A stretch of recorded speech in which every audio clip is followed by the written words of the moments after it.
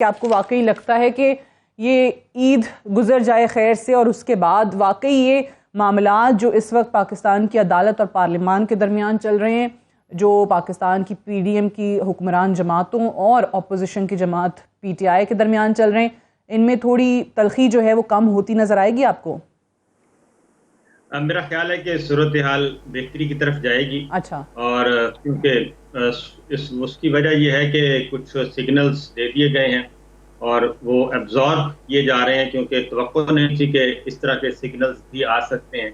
तो उनको वो जैसे ही एब्जॉर्ब हो जाएंगे, हफ्ता 10 दिन लगता होता है, आपको पता है कि हाई पोटेंसी अगर दे दी जाए और बहुत ज्यादा एंटीबायोटिक दे दी जाए तो वो थोड़ा सा टाइम लगता है।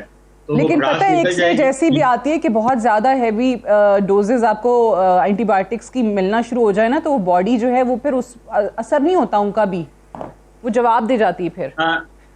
नहीं, फिर उसका अगर वो बॉडी अगर वो असर ना ले तो फिर सर्जरी करनी पड़ती है। तो सर्जरी से मेरा ख्याल है कि सर्जरी से ये बचेंगे, सब समझदार हैं, सर्जरी से बचने की कोशिश करेंगे और एंटीबायोटिक हाई पोटेंसी जो है उसी के जरिए ही अफाका हो जाएगा। लेकिन आपको पता है कि एंटीबायोटिक का एक पूरा एक सर्कल होता है, वो साइकिल जब पूरा हो जाएगा तो उसके बाद होगा। और मेरा ख्याल है कि ईद के छुट्टियों के दौरान ही चीजें काफी बेहतर हो जाएंगी, क्योंकि जो एक्सट्रीम पोजीशन ले जा रही थी और मसल्स दिखाए जा रहे थे, वो मेरा ख्याल है कि सारे का सारा फ्लॉप हो गया है।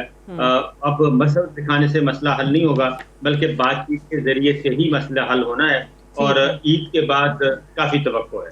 बिल्कुल सही है। तो आपको लगता है कि खान साहब अगर वापस आते हैं हुकूमत में तो वो इस बार तैयार हैं सही मानों में रिफॉर्म्स लाने के लिए, ना कि ये जो एहतसाब के नाम पे इंतकाम पहले जो पीडीएम के रहनुमाओं के साथ हुआ, जिनके आज भी कोई केस जो है वो साबित नहीं हो सका है?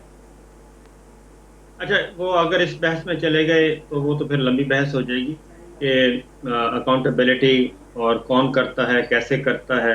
वो इनको भी पता है, पीएमएलएन को भी पता है, पीपल्स पार्टी को भी पता है। चेयरमैन नैब आफ्ताब सुल्तान साहब जाते जाते बता के गए हैं कि क्या सिचुएशन है नैब की और नैब को कैसे कंट्रोल किया जाता है। वो रिजाइन दे के चले गए, वो सारी तस्वीर पूरी क्लियर करके गए हैं। लेकिन अब हमने आगे बढ़ना है। आगे बढ़ने की वही है कि बहुत जल्द, मैं तो कहता हूँ कि हैदर वहीद साहब, रजा रूमी साहब, आपके दरमियान, मेरे दरमियान आउटलाइन तैयार हो चुकी है और आउटलाइन के मुताबिक फिर हमने आगे बढ़ना है और आगे कंसेंसस के साथ बढ़ा जाएगा और सिचुएशन जो है वो पॉजिटिव मैनर्स में ही आगे बढ़ेगी। और उसमें एक बात हमें जहन में रखना चाहिए कि हमारा जो सिस्टम है पाकिस्तान का, पॉलिटिकल सिस्टम और एडमिनिस्ट्रेटिव सिस्टम, वो इतना है कि वो किसी भी वन मैन शो को नहीं आगे बढ़ने देता। अगर कोई भी चीफ एग्जीक्यूटिव प्राइम मिनिस्टर हो, वो अगर चाहे कि मैं सब कुछ कर सकता हूं तो नहीं कर सकते। इवन चीफ एग्जीक्यूटिव थे परवेज मुशर्रफ साहब, वो प्रेसिडेंट भी थे, चीफ एग्जीक्यूटिव भी थे, आर्मी चीफ भी थे। एक वक्त आया था कि सिस्टम ने उनको भी उठा के बाहर फेंक दिया था कि चलेगा। तो हम हर किसी को एक सिस्टम के अंदर रह के ही काम करना है और एक बैलेंस के साथ आगे बढ़ना है। ना ही मादक की तरह आज़ादी किसी ए को दी जा सकती है, ना ही मादक की तरह आज़ादी किसी बी को दी जा सकती है। ये इस सारे क्राइसिस में, ये जो 1 साल का रिजीम चेंज का हुआ है, इस सारे क्राइसिस में बहुत सारे कैरेक्टर्स जो हैं और वो सारे सामने आए हैं और जो सिस्टम के अंदर छुपी हुई चीजें हैं वो सारी की सारी सामने आ चुकी हैं। वो रजा रूमी साहब को भी पता चल गया, मुझे भी पता चल गया, आपको भी पता चल गया, हैदर वहीद साहब को भी पता चल गया, सबको पता चल गया कि जो चीजें पहले ढकी छुपी अंदाज में बातें की जाती थी, वो सब का सब निखार बन के सामने आया है। इसलिए अब इस सारे क्राइसिस में ये अब भी जो चीजें, क्योंकि ये तो आपको मालूम है कि ये क्राइसिस जो इस वक्त हम देख रहे हैं, का वो पॉलिटिकल है, कॉन्स्टिट्यूशनल है, ये इकोनॉमिक का क्राइसिस है, ये सारा ऑर्गेनिक तो है नहीं, ये ऑर्गेनिकली तो नहीं है, ये तो एक ख्वाहिशात थी कुछ, उन ख्वाहिशात को पूरा करने के लिए सारा सिस्टम तलपट कर दिया गया। अदरवाइज तो ये इलेक्शन का साल था और इलेक्शन होने थे और इलेक्शन होने के नतीजे में कम से कम ये पोजीशन इस वक्त जो पीडीएम और पीपल्स पार्टी और 14 जमातों को भुगतना पड़ रही है, इंक्लूडिंग एस्टेब्लिशमेंट, ये सिचुएशन उस वक्त ना होती अगर ये मामूल के मुताबिक ऑर्गेनिकली ये इलेक्शन होते और सिस्टम तब्दील होता। एक जो एक जमहूरी तरीका है। तो अब मेरा ख्याल है कि चीजें उस तरफ नहीं जाएंगी। उस तरफ नहीं जाएंगी साहब। तो ये वाली जो दोनों इदारों की जंग है, इसका भी अंजाम नजर आ रहा है अगर सियासतदान वाकई में अपने डिफरेंसेस जो हैं वो सुलझा लेते हैं? अगर मेरी अंडरस्टैंडिंग है, अगर बहुत जल्द ईद के बाद तक अगर ये किसी नतीजे पे नहीं पहुंचते पॉलिटिशियंस और पॉलिटिकल पार्टीज, तो फिर 14 मई को पंजाब का इलेक्शन सुप्रीम कोर्ट करवा देगी, क्योंकि इनके पास टाइम थोड़ा है।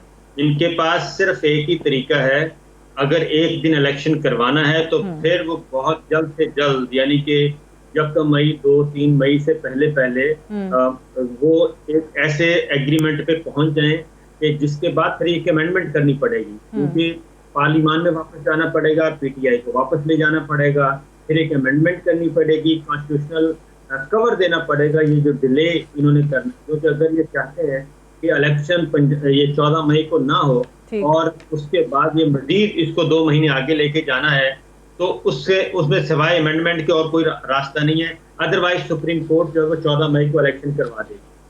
अच्छा, ठीक है। ये अभी मैं देख भी रही थी, जो हम कह रहे थे कि पीटीआई के हवाले से वो फवाद चौधरी ने खत लिखा है सदर साहब को, और ये कहा है कि जी हमारी अब से इस्तदा है कि क्योंकि ये 90 रोज़ के बाद ये हुकूमतें इनहराफ कर रही हैं आइन से, तो इसका नोटिस लें आप। ये भी बड़ा एक अजीब सा ही ट्रेंड चल पड़ा है अभी तो। साबिर साहब के सदर साहब का किरदार भी अहम हो गया है बहुत सारी चीज़ों में, हालांकि आइन के हवाले से तो बहुत सारे सवालात लेके पहले ही पाकिस्तान तहरीक इंसाफ अदालत में सुप्रीम कोर्ट में मौजूद है। ये डिपेंड करता है कि ईवान सदर में कौन है। अगर ईवान सदर में जरदारी साहब थे तो ईवान सदर बहुत तगड़ा था। अगर वहां पे ममनून हुसैन होंगे तो जाहिर है फिर ईवान सदर का हाल। और अब सदर अलवी हैं, वो बिल्कुल वो इतना अच्छा खेल रहे हैं। मैं तो ये कहूँगा उनको बहुत जबरदस्त खेल रहे हैं और बहुत अच्छा वो टफ टाइम दे रहे हैं। और जो भी इस वक्त जो सारे का सारा सुप्रीम कोर्ट में ये 184 में की गई है, अमेंडमेंट की गई, कानून साजी की गई है, अगर प्रेसिडेंट उसको ना रेजिस्ट करते तो अब तक तो पाया पलट चुकी होती। अब तक तो इनके पास वो टाइम। ठीक है। ये लेकिन इसमें रज़ा रूमी साहब, ये जो अभी इन्होंने बात की है, मुझे बताइए कि ये जुडिशल रिफॉर्म्स की जो बात है, जो प्रैक्टिस एंड प्रोसीजरल बिल है, उसमें तो खुद बहुत सारे लॉयर्स आकर कहते हैं कि हमारी बहुत सारी डिमांड्स इसमें पूरी हो रही हैं, हमारे बहुत सालों पहले की ये चीज़ें थी जो हर हुकूमत के आगे हम ये रखते थे, हमारी सुनी नहीं गई है, सिर्फ और सिर्फ टाइमिंग से एतराज़ी है। वाकई कुछ ऐसे नुकात हैं कि जो सदर साहब ना रोकते तो पता नहीं फिर क्या हो जाता। मैं बता देता हूँ क्या होना था। देखिए बात ये आप बताइए, फिर मैं रज़ा रूमी साहब का भी मौक़िफ़ जान लेती हूँ। टाइम थोड़ा है, क्विकली बताइए साबिर साहब, कौन सी चीजें गलत थी इस बिल में? जी क्विकली ये होना था। मैं गलत सही की तरफ नहीं, मैं एक पॉलिटिकल जो है, अता तारड़ साहब ने कहा कि 20 तारीख तक इनके पास वक्त है और 20 तारीख के बाद फिर हमारा वक्त शुरू हो जाएगा। 21 तारीख को ये कानून बन जाना था, सदर दस्तखत करते या ना करते। 21 के बाद ईद की छुट्टियां होनी थी, ईद की छुट्टियों के बाद इन्होंने वापस आना था, तो एक 5 मेंबर्स होना था बेंच, और उस बेंच ने इसको रिव्यू करना था, कोर्ट ऑर्डर को, ये जो इलेक्शन ऑर्डर है इसको सस्पेंड करना था, और उसके बाद फिर अगले मरहले में मरियम साहबा और नवाज शरीफ साहब ने वापस आना था।